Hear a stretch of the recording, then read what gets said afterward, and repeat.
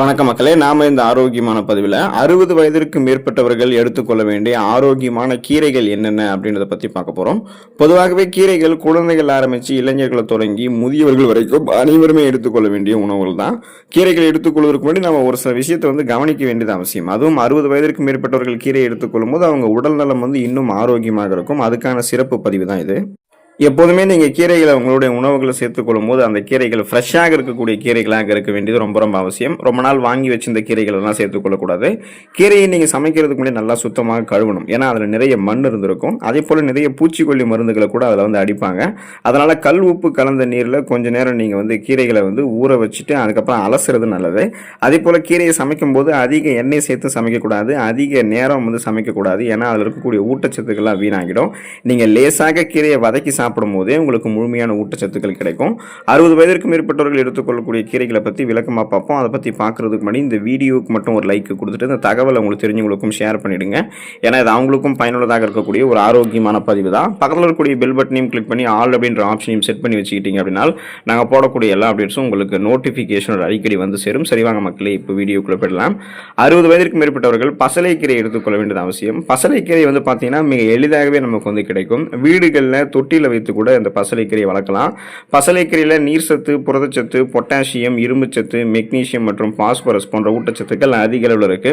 இந்த பசலைக்கீரையை தொடர்ந்து உணவுகளை சேர்த்து கொண்டு வரும்போது வயதானதுக்கு அப்புறம் ஏற்படக்கூடிய அந்த ரத்தத்தில் ஹீமோகுளோபினுடைய கவுண்ட் குறையிறதால் ஏற்படக்கூடிய அனிமியா என்று சொல்லக்கூடிய ரத்த சோகை நோய், அந்த நோய் குணப்படுத்தப்பட்டு மீண்டும் வராமல் தடுக்கப்படும். அப்புறம் வயதானவர்களுக்கு ஏற்படக்கூடிய நரம்பு சம்பந்தப்பட்ட பிரச்சனைகள்லாம் வராமல் தடுக்கப்படும். இதில் மெக்னீசியம் சத்து இருக்கிறதால பிபி ப்ராப்ளம் எல்லாம் வயதானவர்களுக்கு வராது. இதய ஆரோக்கியத்தை வயதானவர்கள் மேம்படுத்திக் கொள்ளலாம்.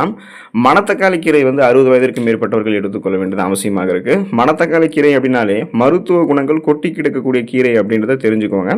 மணத்தக்காளி கீரையில் விட்டமின் சி, இரும்புச்சத்து, பாஸ்பரஸ், கால்சியம் ஆகிய விட்டமின்ஸ்களும் மினரல்ஸ்களும் அதிகமாக இருக்கு. இந்த மணத்தக்காளி கீரையை உணவுகளை சேர்த்துக்கொள்ளும் போது தொண்டையில் ஏற்படக்கூடிய வலி மற்றும் வீக்கம், வாய்ப்புண், குடலில் ஏற்படக்கூடிய புண்கள் இது எல்லாத்தையுமே 60 வயதிற்கு மேற்பட்டவர்கள் சரி பண்ணிக்கலாம். அதே போல சிறுநீரகங்களில் உப்பு படிந்து கற்களாக உருவாவது, கிட்னி ஸ்டோன்ஸ் உருவாவதை வயதானவர்களுக்கு இந்த மணத்தக்காளி கீரை தடுத்துரும். குறிப்பாக பார்த்தீங்கன்னா மணத்தக்காளி கீரை உங்களுடைய உணவுகளை சேர்த்துக்கொள்ளுங்க. வயதானவர்கள் இதை எடுத்துக்கொள்ளும் போது பல்வேறு விதமான நன்மைகள் பெறலாம். விட்டமின் சி என்று சொல்லக்கூடிய உயிர் சத்து மணத்தக்காளி கீரையில் இருக்கிறதால நோய் எதிர்ப்பு சக்தி திறனை பெற்று அவங்களுக்கு இருக்கக்கூடிய சாதாரணமான நோய்களையுமே அவங்க குணப்படுத்திக்கலாம். புதுசாக எந்த நோயும் அட்டாக் ஆகாமல் நலமோடு வாழலாம். புதினா கீரைகளை வயதானவர்கள் 60 வயதிற்கு மேற்பட்டவர்கள் எடுத்துக்கொள்ள வேண்டியது அவசியம். புதினா அப்படின்னாலே அது வாசனைக்காக மட்டும்தான் பயன்படுத்தக்கூடிய கீரை அப்படின்னு நினச்சிட்டு தான் பல பேர் பயன்படுத்திட்டு இருப்பாங்க. ஆனால் புதினாவில் நிறைய மருத்துவ நன்மைகள் இருக்குன்றது தெரிஞ்சுக்கோங்க. புதினாவில் மென்தால் பண்புகளும் விட்டமின் சியும் அதிகமாக இருக்குது. இது நரம்பு செல்களை உங்களுக்கு தூண்டி புத்துணர்ச்சியை கொடுக்கும். இருமல், ஆஸ்துமா உள்ளிட்ட சுவாச கோளாறுகள் தொடர்பான பிரச்சனைகளுக்கு, வயிற்று வலி, ஜீரண கோளாறு, குளிப்பு இந்த மாதிரி பிரச்சனைகள்லாம் உங்களுக்கு இருக்குது அப்படின்னா அதை சரி பண்ணிக்கிறதுக்கெல்லாம் நீங்கள் புதினா கீரை உங்களுடைய உணவுகளில் வாரத்தில் ஒரு தடவையாவது சேர்த்துக்கொள்ள வேண்டியது அவசியம். இன்னும் குறிப்பாக பார்த்தீங்கன்னா வயதானவர்களுக்கு இருக்கக்கூடிய அந்த உடல் பருமன், அந்த கொழுப்புகளை எரிக்கக்கூடிய தன்மை புதினா கீரைக்கு இருக்குது. அதனால் வயதானவர்கள்லாம் வெயிட் லாஸ் பண்ணிக்கணும்னு நினைக்கும் போது கண்டிப்பாக புதினா இலை கீரைகளை சாப்பிட்டு பசியை கண்ட்ரோல் பண்ணி வெயிட் லாஸ் பண்ணலாம். ஏன் அந்த வயதுலையும் அவங்க உடல் பருமன் இல்லாமல் உடல் பருமன் எல்லாத்தையும் குறைக்கணும்னு பார்த்தீங்கன்னா உடல் பருமனாக 60 வயதிற்கு மேற்பட்டவர்கள் இருக்கும்பொழுது அவங்களுக்கு பிபி ப்ராப்ளம், சுகர் ப்ராப்ளம்லாம் ஈஸியாக வந்துடும். ஸோ அதன் மூலமாக அவங்களுக்கு நிறைய பல்வேறு விதமான கோளாறுகளும் ஏற்படும். அந்த மாதிரிலாம் அவங்க இருக்கக்கூடாது, அந்த கொழுப்புகளை எரிச்சுக்கணும் அப்படின்னா புதினா இலை கீரையை எடுத்துக்கொண்டு பசியை கண்ட்ரோல் பண்ணி வெயிட் லாஸ் பண்ணிக்கலாம். கருவேப்பிலை கீரை 60 வயதிற்கு மேற்பட்டவர்கள் எடுத்துக்கொள்ள வேண்டியது அவசியம். கருவேப்பிலை பற்றி தெரியாத ஆட்கள் இருக்க முடியாது. ஆனால் அது ஒரு கீரை வகை அப்படின்னு பல பேருக்கு தெரியாது. கருவேப்பிலை வெறும் வாசனைக்காக உணவுகளை சேர்த்துட்டு அதை சாப்பிட்றதுக்கு முன்னாடி தூக்கி எரிஞ்சிருவாங்க. பல பேர் அதை அப்படி தான் பண்ணுவாங்க. ஒரு சில பேர் மட்டும் தான் கருவேப்பிலை உணவுகளை சேர்த்து சாப்பிடுவாங்க. ஸோ இனிமேல் கருவேப்பிலை உங்களுடைய உணவுகளை சேர்த்து சாப்பிட பழகிக்கோங்க. ஏன்னா கருவேப்பிலையில் எண்ணற்ற ஊட்டச்சத்துக்கள் இருக்குது. இரும்பு சத்து, விட்டமின் சி என்று சொல்லக்கூடிய உயிர் சத்து, விட்டமின் ஏ, பாஸ்பரஸ் உள்ளிட்ட விட்டமின்களும் கனிமச்சத்துக்களும் நிறைந்து காணப்படுது. கருவேப்பிலை பொடியாகவோ துவையலாகவோ உணவுகளை சேர்த்து நீங்கள் சட்னியாகவோ எப்படி வேணால் சேர்த்து கொண்டு வரலாம். ஏன்னா நீங்கள் காலையில் எழுந்ததும் 60 வயதிற்கு மேற்பட்டவர்கள்லாம் 2 கருவேப்பிலை இலைகளை அப்படியே மென்று சாப்பிட்டாலுமே உங்களுக்கு நன்மைகள் கிடைக்கும். இது 60 வயதிற்கு மேற்பட்டவர்களுக்கு மட்டும் கிடையாது, அனைவருக்குமே அந்த அனிமியா என்று சொல்லக்கூடிய ரத்த சோகை ப்ராப்ளத்தை குறைத்து ஹீமோகுளோபின் கவுண்ட்டை இன்க்ரீஸ் பண்ணும். குறிப்பாக வயதானவர்களுக்கு ஏற்படக்கூடிய கண் பார்வை குறைவை அதிகரித்து கொடுத்து அந்த கண் பார்வை குறைவை நீக்கிட்டு பார்த்தீங்கன்னா கண் பார்வை திறனை கூர்மையாக வைக்கும். கல்லீரல் ஆரோக்கியத்தை மேம்படுத்தும். குமட்டல் மற்றும் வயிறு சம்பந்தமான பிரச்சனைகளுமே கருவேப்பிலை கீரை தீர்க்கும். முருங்கை கீரையை 60 வயதிற்கு மேற்பட்டவர்கள் எடுத்துக்கொள்ள வேண்டியது அவசியம். நலம் பெறலாம். முருங்கை கீரையை கீரைகளினுடைய ராணி அப்படின்னு சொல்லலாம். அந்த அளவுக்கு மருத்துவ குணங்கள் கொட்டி கிடக்கக்கூடிய கீரை தான் முருங்கைக்கீரை. எளிமையாக சொல்லணும் அப்படின்னா உச்சம் தலை முதல் உள்ளங்கால் வரைக்கும் நமக்கு இருக்கக்கூடிய அத்தனை பிரச்சனைகளையும் தீர்க்கக்கூடிய அற்புத கீரை தான் இந்த முருங்கைக்கீரை. முருங்கைக்கீரையில் இருக்கக்கூடிய விட்டமின் சி உடலினுடைய நோய் எதிர்ப்பு மண்டலத்தை பலப்படுத்தும். இரும்பு சத்து அனீமியாவை வந்து நமக்கு குறைச்சி ஹீமோகுளோபின் கவுண்ட் வந்து இன்க்ரீஸ் பண்ணிடும். குறிப்பாக அந்த 60 வயதுக்கு மேற்பட்டவர்களுக்கு ஏற்படக்கூடிய ரத்த சர்க்கரை பிரச்சனை, சுகர் ப்ராப்ளத்தில் அவங்க விடுபடணும் அப்படின்னா முருங்கைக்கீரையை சேர்த்துக்கலாம். ஸோ அது வந்து அவங்களுடைய ரத்தத்தில் இருக்கக்கூடிய சர்க்கரையினுடைய அளவை கட்டுப்படுத்தி நாளடைவில் அந்த சுகர் ப்ராப்ளத்தை வந்து விடுபட வச்சிடும். உடலில் இருக்கக்கூடிய கெட்ட கொழுப்புகளை வந்து அவங்களுக்கு கரைச்சிட்டு கொலஸ்ட்ரால் பிரச்சனை விடுபட வச்சு இதயத்தை பாதுகாக்கும். சுவாசம் தொடர்பான பிரச்சனைகள் அவதிப்படக்கூடிய 60 வயது நபர்களும் கூட முருங்கைக்கீரை எடுத்துக்கொள்ளும் போது ஆஸ்துமா உள்ளிட்ட பிரச்சனைகள்லாம் கியூர் ஆகிட்டு அவங்களுடைய சுவாச மண்டலமே வலுப்பெற ஆரம்பிக்கும். கல்லீரல் சார்ந்த பிரச்சனைகளுமே வராமல் தடுக்கிறதுக்கெல்லாம் அவங்க என்ன பண்ணணும் அப்படின்னா முருங்கைக்கீரை எடுத்துக்கொள்ள வேண்டியது அவசியம். 60 வயதுக்கு மேற்பட்டவர்கள் பொன்னாங்கண்ணி கீரையை தங்களுடைய உணவுகளை சேர்த்துக்கலாம். பொன்னாங்கண்ணி கீரையில் ஏராளமான சத்துக்கள் இருக்குது, ஏராளமான வகைகளும் இருக்குது. ஸோ பொதுவாக பார்த்தீங்கன்னா 3 வகைகள் பொன்னாங்கண்ணியில் இருக்குது. சிவப்பு, பச்சை, வெள்ளை பொன்னாங்கண்ணி அப்படின்னு சொல்லுவாங்க. இப்போ பொன்னாங்கண்ணி கீரையை உணவுகளை சேர்த்துக்கொள்ளும் போது ஒரு பழமொழி சொல்லுவாங்க, பகலிலும் நட்சத்திரங்களை பார்க்கலாம் அப்படின்னு சொல்லுவாங்க.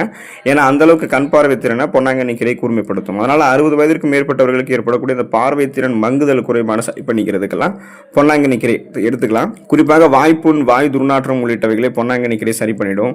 கண் பார்வை மங்குதல், கண் எரிச்சல் உள்ளிட்ட பிரச்சனைகளை சரி பண்ணிட்டு கண் பார்வை கூர்மையாக்கும். அதோட கெட்ட கொலஸ்ட்ரால்களை குறைச்சிட்டு இதயத்தை வந்து பாதுகாக்கும். உடல் எடையுமே கண்ட்ரோலில் வைக்கிறதுக்கெல்லாம் பொன்னாங்கண்ணி கீரை வந்து ஹெல்ப் பண்ணும். பாலைக்கீரை நீங்கள் எடுத்துக்கொள்ளும் போதும் உங்களுக்கு 60 வயதிற்கு மேற்பட்டவர்களுக்கு அது நன்மையை கொடுக்கும். பாலைக்கீரை வந்து நமக்கு எளிமையாகவே கிடைக்கக்கூடிய கீரை தான். அதனாலேயே அதோடைய அந்த ஸ்பெஷல் மருத்துவன்மைகள்லாம் பல பேருக்கு தெரியாமலே போயிடும். ரத்தத்தில் இருக்கக்கூடிய சர்க்கரையினுடைய அளவை கட்டுக்குள்ளே வைக்கிறதுக்கான கிளைசமிக் இண்டெக்ஸ் வந்து ரொம்ப ரொம்ப குறைவாக இருக்கக்கூடிய ஒரு கீரை தான் பாலைக்கீரை. அப்போது 50-60 வயதுக்கு மேற்பட்டவர்கள் ரத்தத்தில் சர்க்கரையினுடைய அளவை வந்து குறைக்கணும்னு நினைச்சிக்கொள்ளக்கூடிய அந்த வயதானவர்கள்லாம் எடுத்துக்கொள்ளக்கூடிய ஒரு ப்ராப்ளம், ஒரு கீரையாக இந்த பாலைக்கீரை வந்து இருக்குது. மசியலாக கடையலாக மட்டும் கிடையாது, பாலைக்கீரையை வந்து நீங்கள் ஸ்மூத்தியாக, சாலட்டுகளில், தயிர் பச்சடி உள்ளிட்டவையில் கூட பச்சையாகவும் சாப்பிட்லாம்.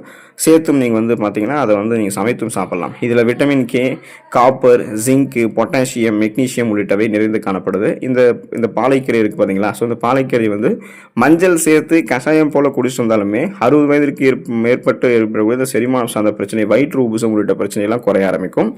முடக்கத்தான் கீரை 60 வயதிற்கு மேற்பட்டவர்கள் கண்டிப்பாக தங்களுடைய உணவுகளை சேர்த்துக்கொள்ளக்கூடிய ஃபர்ஸ்ட் ப்ரியாரிட்டி தரக்கூடிய கீரை வந்து இந்த முடக்கத்தான் கீரை தான்.